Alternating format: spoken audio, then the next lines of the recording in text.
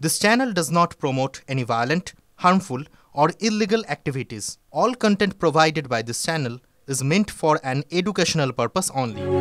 চাপানুতোর জল্পনা চলছিলই। এর মধ্যে গোটা দেশের সমস্ত উপাসনালয়ে অর্থাৎ মন্দির, মসজিদ, গির্জায় সমীক্ষায় স্থগিতাদেশ দিয়ে দিল দেশের শীর্ষ আদালত সুপ্রিম কোর্ট। একই সঙ্গে কেন্দ্র এ নিয়ে ভাবছে তাও জানতে চাওয়া হয়েছে। দেওয়া হয়েছে 4 সপ্তাহের সময়।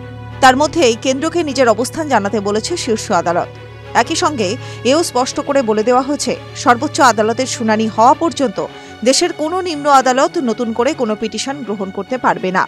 সর্বোচ্চ আদালতের রায় না আসা পর্যন্ত অন্তর্বর্তী কোনো নির্দেশও দিতে পারবে না নিম্ন আদালতগুলি। পাশাপাশি সর্বোচ্চ আদালতে শুনানি না হওয়া পর্যন্ত সর্বোচ্চ আদালতেও নতুন করে এই বিষয়ে কোনো আবেদন গৃহীত হবে না বলেও উপাসনালয় আইন মামলার শুনানিতে সাফ জানিয়ে দেওয়া হয়েছে সুপ্রিম কোর্টের তরফে।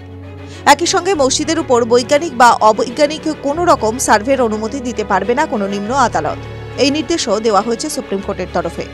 এদিন প্রধান বিচারপতি সঞ্জীব খান্না, বিচারপতি সঞ্জয় কুমার ও বিচারপতি কেভি বিশ্বনাথনের বেঞ্চ এই অন্তর্বর্তী নির্দেশ দিয়েছে। 1991 সালে places of warship special provisions act এর সাংবিধানিক বৈধতাকে চ্যালেঞ্জ করে দায়ের হয়েছে একাধিক আবেদন।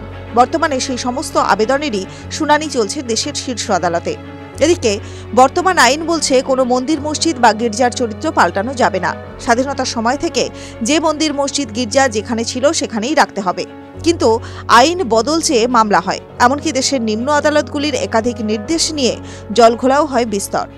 সমীক্ষা নিয়েও চলতে থাকে চাপানুতোর। তারই মধ্যে এলো শীর্ষ আদালতের এই নির্দেশ।